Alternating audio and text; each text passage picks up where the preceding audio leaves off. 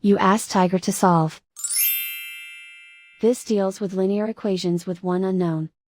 The final result is x equals 19/7. Let's solve it step by step. Group all x terms on the left side of the equation. Add 6x to both sides. Group like terms. Simplify the arithmetic.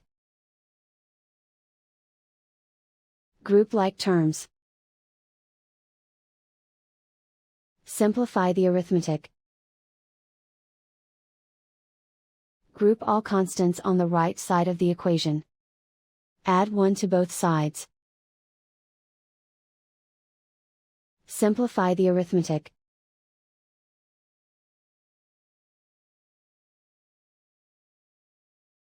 Isolate the x. Divide both sides by 7. Simplify the fraction. And so the final result is x equals 19/7.